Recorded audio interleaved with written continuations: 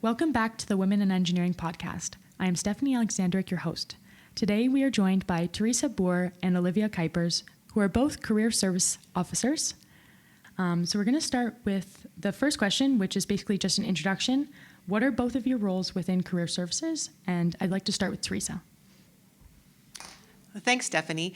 My role is to meet with students individually to help them with their application documents. So that means offering feedback on resume and cover letter development, but also meeting with students to help them with their interview strategies and their interview skills. So I offer mock interview support where the student will answer interview questions and I'll provide feedback on how to improve their interview skills. Okay, and what about you, Olivia? In my role as Career Services Officer, I have the portfolio of mechanical, chemical, civil, integrated, and artificial intelligence engineering students. I support engineering students throughout their co-op process, specifically at the undergraduate level, whether they're in summer co-op or long-term co-op. I would be their point of contact. I do have a colleague, Vince, who supports all the other disciplines of engineering. With that said, we support students throughout from the beginning of their co-op process, throughout their co-op, as well as reviewing their final reports and meeting those final deliverables. So depending on who's listening to this podcast, may not know what career services actually is.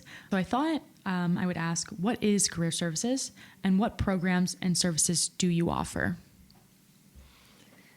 With regards to our programs, we offer the undergraduate engineering students both a summer co-op option in addition to a long-term co-op option. With regards to the summer co-op option, students starting in first year of engineering can begin applying. However, they would have to wait until their final grades of their first semester term were available, and then we would assess them in January.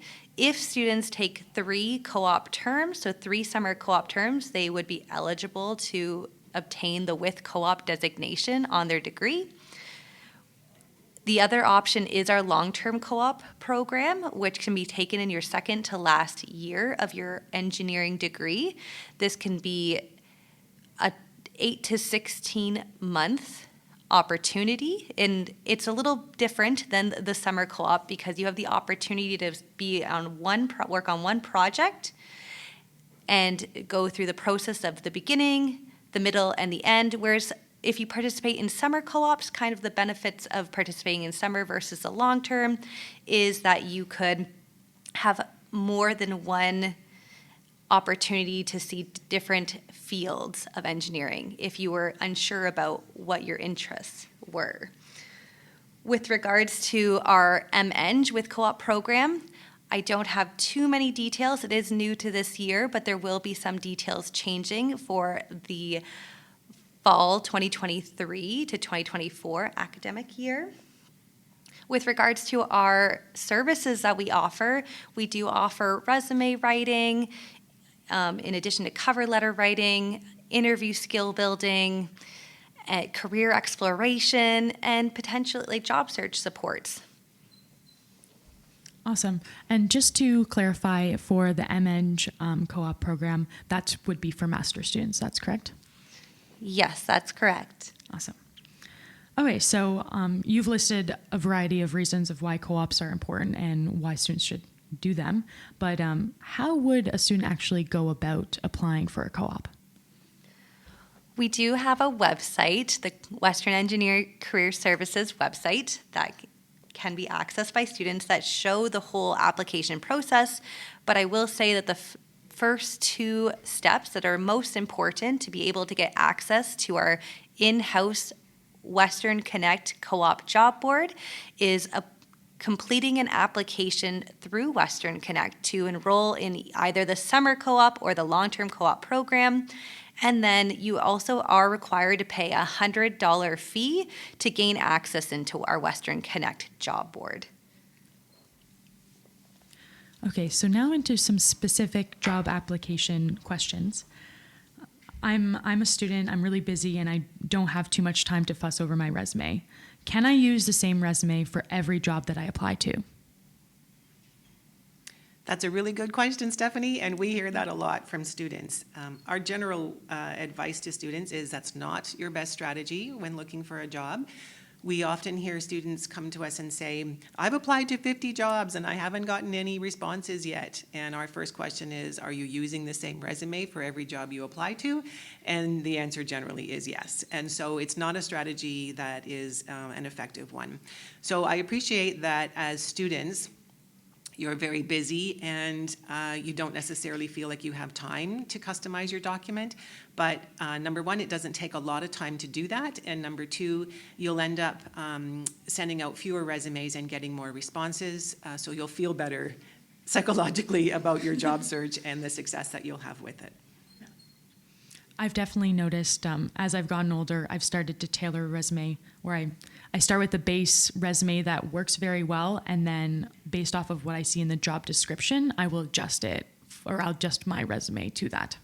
Yeah, that's the poster response, really. I mean, we often tell students to have a master document that lists all kinds of experiences and learnings and skills, and then curating from there the story that you'd like to tell to the employer when you go to apply to the job. And the story that you tell should be relevant to what you see in the job posting. Yeah. Okay, the next one is, how can I get recruiters to notice me? If every student is applying to co-op opportunities through the Western Connect job board, how do I stand out? So I'll take that one as well, Stephanie. A good strategy for standing out is to truly speak to what the employer is looking for. So that means reviewing the job posting, highlighting the skills that the employer is asking for, and ensuring that your experiences include those words and speak to the employer's skills. You have to think of the job posting as the employer's gift to you. The employer is saying, this is what we're looking for, and so the applicant should be tailoring their documents to ensure they're telling the employer, I have what you're looking for. Your resume isn't a biography of everything you've ever done. It's a curated list of your skills and experiences that tell the story that you match what the employer is looking for. And so that helps you stand out because most people don't do that. Most people will simply list everything that they've ever done and then hope the employer can identify through there how they might be a fit for the job. Another strategy is to ensure you're using specific skill words. So what this means is that rather than simply listing the things that you've done in your experiences, so your experiences could be something you've done academically, so a project. It could be something that you've done in a part-time job. It could be something that you've done in a co-op job if you've had the experience to have had a co-op before. It could be things that you're doing in your clubs and activities. All of those experiences count. But rather than simply listing what your duties are, it's important to identify the skills you used in those duties because that's what the employer will care about, the skills that you used, and that's how you can stand out. With that said, do I need to include a cover letter when applying for jobs? Another really good question. So with respect to cover letters, on the recruiter's end of things, there's quite a broad spectrum of how recruiters feel about cover letters. Some recruiters don't look at them. We don't want to hear those kinds of things, but that's ultimately the truth. Some recruiters don't look at them. Other recruiters are on the total opposite end of the scale and will say it's all about the cover letter. If you don't impress them with the cover letter, they're not necessarily interested in what comes next. Some recruiters read the resume first and then they read the cover letter after. So they could maybe be the folks that are more in the middle of the range. Ultimately, you don't know who you're applying to. You don't know what recruiter is on the other end. So definitely if the job posting says they're looking for a resume and a cover letter, send a cover letter. Do what the employer has asked for. If it doesn't say so, we would always suggest to err on the side of caution and to include one because it's an opportunity to demonstrate your written communication skills, your reasons for why you're interested in working for this company, which, by the way, shouldn't be self-serving, such as, I'm hoping to gain this, this, and this. It should be more of what I can bring to you as a new hire. So we would always recommend including a cover letter if there's that vagueness of whether or not you should include one, simply because you don't know what the recruiter is looking for on the other end, and it's an opportunity to present your written communication skills and show how you're a fit for the job. Yeah.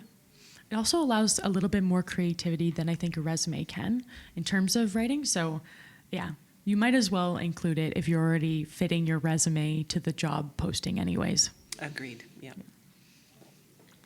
Okay, so I'm a student and I've taken some of these tips already. I've applied to a lot of jobs, but I haven't heard any responses back. What should I do?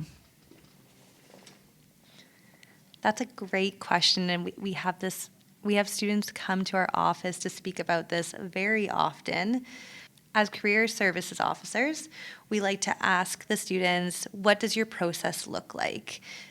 Oftentimes, students will apply only through job boards or say through our Western Connect in-house job board, expecting to hear from an employer, and they hear nothing, as that was the only means of which they communicated their interest of a job.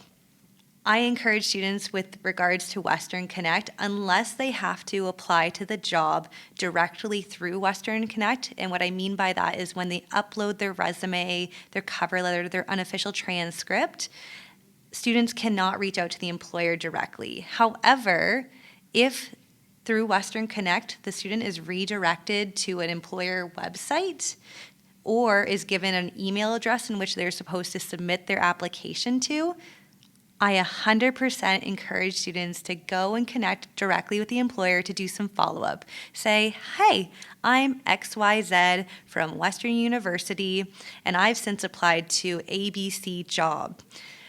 I just wanted to ask if there a way I could strengthen my application. 10 to 1, the employer's going to say no, but you're going to be front of mind, and they're going to pull your application to review your application.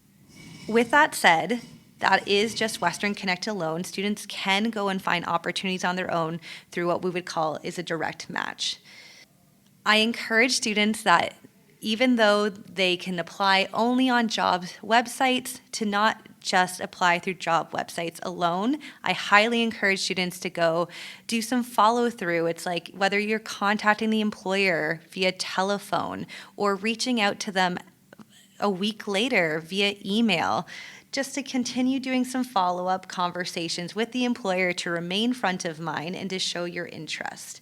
If an employer tells a student or an individual who's applying for jobs after graduation that they will be hiring in, say, 3 months, for example, the student can make a note about that. Say, I spoke with this person on this day from this organization about this opportunity, and they told me to contact them in 3 months from now, to make sure that you actually follow up with the employer and make that contact 3 months from now.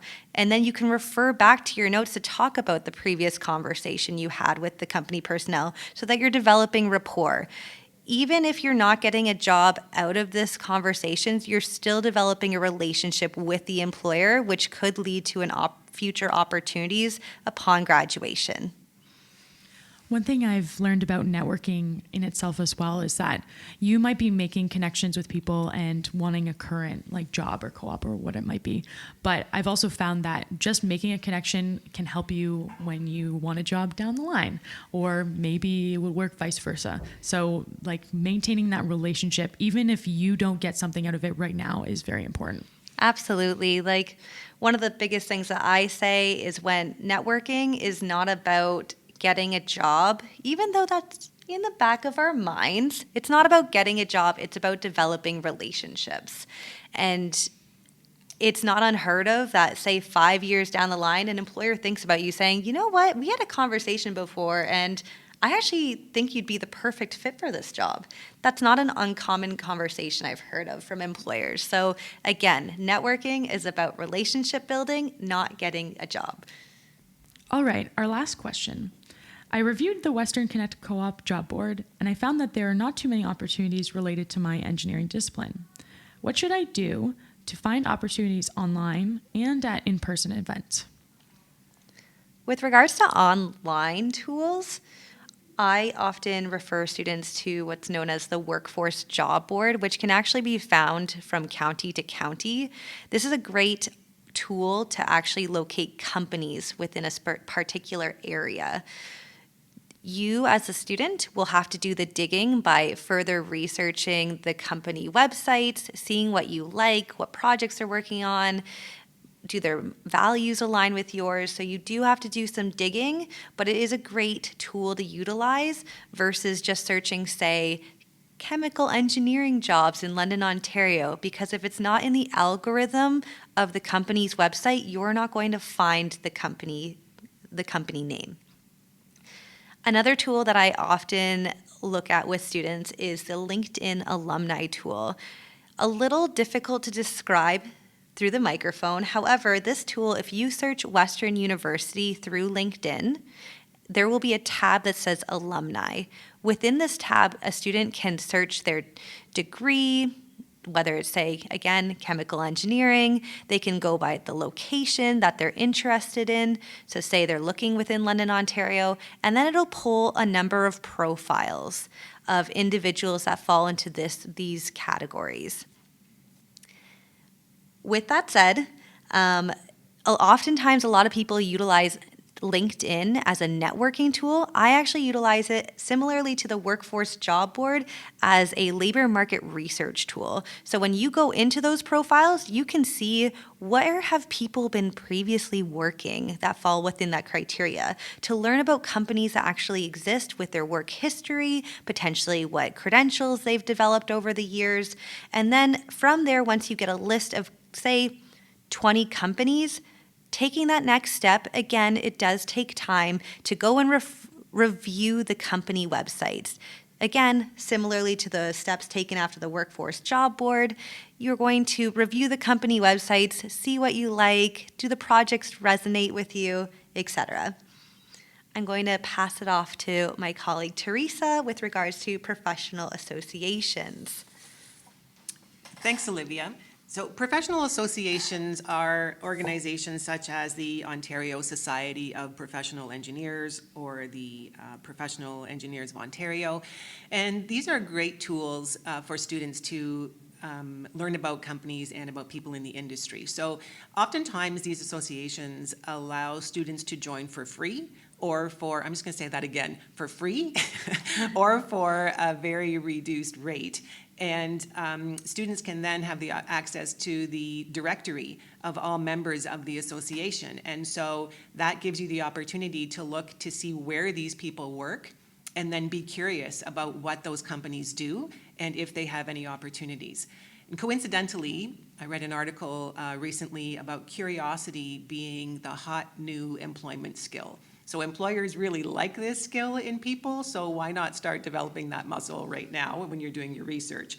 So professional associations give students the opportunity to access people in the industry, but also there's often a jobs tab or a jobs posting tab on the association's website, so you're able to access opportunities there. If I may, Stephanie, I'll include a few more online tools that could be useful for students who are interested in working in London, either for co-ops or for jobs after they graduate. So one tool in particular is the London Economic Development Corporation, and that's LEDC for short, London Economic Development Corporation.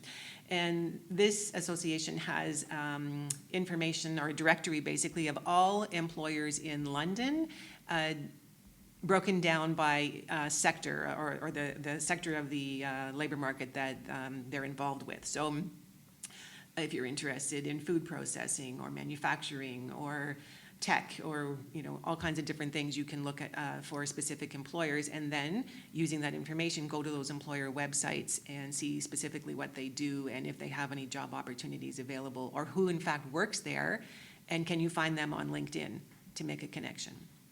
Another resource is an online tool for London Tech Jobs. So not all of these jobs are engineering related, and certainly not every discipline of engineering, but if you're interested in working in tech and you're interested in working in London, this could be an online tool that you'd like to check into. With regards to in-person tools and or events that we encourage students to pursue to, again, develop a network within the community and learn about opportunities would be attending our on-campus job fairs. potentially our industry nights, as well as our employer information sessions. All the above three are opportunities for engineering students to meet with employer personnel. Again, we'd mentioned it before that networking is not about finding a job, although it's in the back of our minds. It's about developing relationships. And by attending these events, you will start developing relationships with employer personnel. It's not uncommon that, say, at an employer information session, an employer within the community may have scheduled more than one information session. Although the content will be the same, if you go to more than one of those events, the employer is going to remember you and they're going to want to connect with you because you're showing interest in the company. During some of these information sessions, these job fairs or industry nights, they might be showcasing jobs that aren't necessarily of interest, but within the company, there are other opportunities within different disciplines that they just might not be advertising. So again, developing that network is so important. Another in-person tool that I love to talk about with students includes informational interviews. So to my previous point where you're connecting with employers via telephone, via email, although these are all cold calls in a way, unless you have a previous relationship developed with the employer, you might be inquiring about opportunities that potentially they have available now or that they might have in the future. But ultimately, you want to stay front of mind and develop that relationship.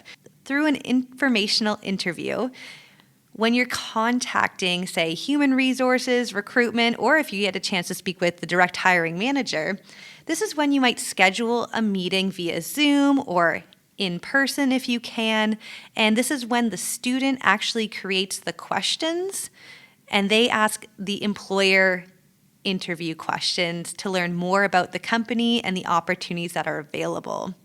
If you leave a very positive, lasting impression through this informational interview, it's not uncommon that employers will say, oh, you know what? We do have an opportunity, because one thing that's so important to note is 80% of jobs are not posted online. This is called the hidden job market. So more often than not, you need to have a conversation and talk about opportunities that might exist to actually learn that they exist.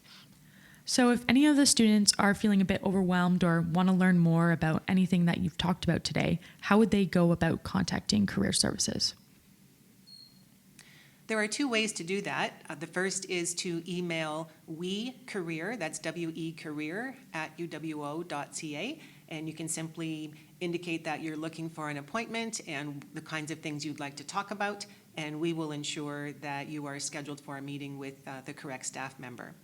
Another way you can find us is to visit us if you happen to be in Spencer Engineering, or if you want to make your way over there. We are located in room 2092. It's the Career Services office, and you can pop in there and visit our colleague Stacy, and she will book an appointment for you on the spot.